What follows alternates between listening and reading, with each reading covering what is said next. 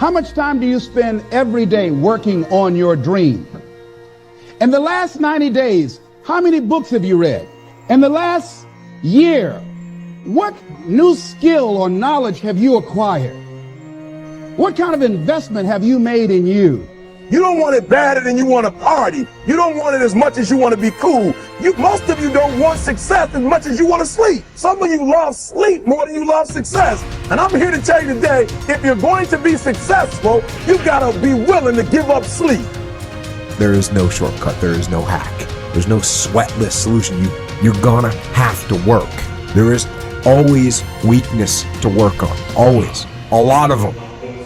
Why would we allow ourselves to make easy excuses? Why would you allow that? Are you going to make today count? Because that's all you can control. And that's all that matters. It doesn't matter where you start, guys. It doesn't matter what talents you're born with. It's about where you finish. And this race isn't over. It's not over. You could still come in first in the marathon. But you gotta start today. You gotta start now. You have everything you have. Everything you need is inside you. But I realize that doesn't mean just because you don't think you're good enough doesn't mean you can't be good. Doesn't mean you can't be great. Doesn't mean you can't carry on. But it's not gonna always be like this. Your condition is not your conclusion. Nothing is impossible. So you have to decide before you leave, what's that first thing that's been impossible for you? I want you to attack it and overcome it. Because if you run from the adversity that you're going through today, you'll forever be at that level in which you're going through for the rest of your life. One day you'll look back on your life and appreciate the struggle and have nothing but gratitude for everything that happened along the way. And you come to recognize that in return, you're given the chance to earn the greatest edge of all, and one that can never be taken away. You have enough right now to change your life. You have enough right now to flip this world upside down.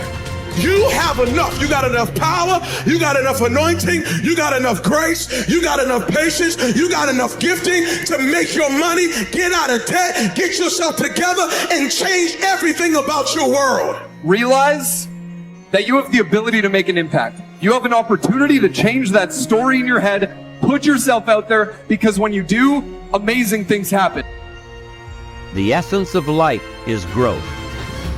The essence of life is growth, to do the best you can. And here's what's interesting. Humans are the only life form that will do less than they possibly can. Humans are the only life form that will settle for less. Every other life form except human beings strive to its maximum capacity. How tall will a tree grow? Approximately as tall as it possibly can. You never heard of a tree growing half as high as it could. No, trees don't grow half. Trees send their roots down as deep as possible, stretch their limbs up as high as possible, produce every leaf possible and every fruit possible. As a matter of fact, you never heard of a human physically growing half. We keep growing until we're done. Now that's a part of life we can't control. It's genetically coded. And that's probably why we keep growing till we're done. Because we can't control that part. It's the rest of our growing that we control. The growing of our minds, the expansion of our minds, that we can control. And that's what tends to get away from us. All life forms inherently strive to their max except human beings. Now, why wouldn't human beings strive to their maximum possibility? Here's why. Because we've been given the dignity of choice. It makes us different than alligators and trees and birds. The dignity of choice makes us different than all other life forms. And here's the choice: to become part of what we could be, enough to get by, or to become all that we can be. My best advice for you is to choose the all. Earn all you can, make all the friends you can, read as many books as you can, develop as many skills as you can, see as much as possible, do as much as possible, make as much fortune as possible, give as much of it away as possible. The max. There's no life like it. I'm telling you, once I got on track, I've never looked back. Pick up the challenge. Go for it. Take the best of the two easies. Take the route of it's easy to get ahead. It's easy to do all you can. It's easy to succeed. It's easy to have financial freedom. The more you do, the more you get. See, if you're playing it safe, you're not going to win. If you're playing it safe, like that old saying, you know, you were taught when you're a little girl, better to be safe than sorry. Well, that's a bunch of crap. It's not better to be safe than sorry. It's by trying things that you figure out how far you can go. You got to get outside the box. Like it's reported, Edison tried 3,000 ways before he built the incandescent light. He said he didn't fail 3,000 times. He said there was 3,000 different steps to building a light bulb. Well, there's different steps to get to where you're going. And I really do treat winning and losing exactly the same. I do not let it upset me. Do you think that's a big part of why you're so successful? Well, it's part of why I enjoy it. Yeah, I think it is, because I'll try anything. Like if I'm into an idea, the idea of losing never enters my mind. See, I have worked with giants. I had the good fortune of working with Sir Edmund Hillary. He was the first man to stand on top of the world. And I worked with him on 3 different occasions. And the only difference in Ed Hillary and Bob Proctor is in his side. Now, he's gone now, but he was a big man. And he shook hands with me. His hand wrapped right around mine. I felt like a dwarf, you know. And talking to him, like it never entered his mind he wouldn't get to the top of the mountain. But he failed in 1951. He failed in 1952. It wasn't until 1953 that he got to the top of the mountain. You know, people had died for centuries trying to do that. But he said, I knew if I could see it in here, I could hold it out here. Stella Mann wrote that in a book. You can see it in your head, you can hold it in your hand. And that's right. And if you're not prepared to lose, you're never going to win, because you're always playing it safe. And there's no reward in that. Dare to go forward.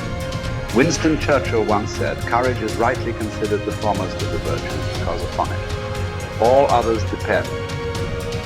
Courage is the chief distinguishing characteristic of the true leader. It is almost always visible in the leader's words and actions. It is absolutely indispensable to success, happiness, and the ability to motivate other people to be the best they can be. Follow through on your vision. In a way, it is easy to develop a big vision for yourself and for the person you want to be. It is easy to commit yourself to living with complete integrity. But it requires incredible courage to follow through on your vision and on your commitments. You see, as soon as you set a high goal or standard for yourself, you will run into all kinds of difficulties and setbacks. Refuse to compromise. You will be surrounded by temptations to compromise your values and your vision. You will feel an almost irresistible urge to get along by going along. Your desire to earn the respect and cooperation of others can easily lead to the abandonment of your principles. And here is where courage comes in. Stick to your principles. Courage combined with integrity is the foundation of character. The first form of courage is your ability to stick to your principles, to stand for what you believe in and to refuse to budge unless you feel right about the alternative. Courage is also the ability to step out in faith, to launch out into the unknown, and then to face the inevitable doubt and uncertainty that accompany every new venture. Avoid the comfort zone. Most people are seduced by the lure of the comfort zone. This can be likened to going out of a warm house on a cold, windy morning. The average person, when he feels the storm swirling outside his comfort zone, rushes back inside where it's nice and warm. But not the true leader. The true leader has the courage to step away from the familiar and comfortable and to face the unknown with no guarantees of success. It is this ability to boldly go where no man has gone before that distinguishes you as a leader from the average person. This is the example that you must set if you are to rise above the average.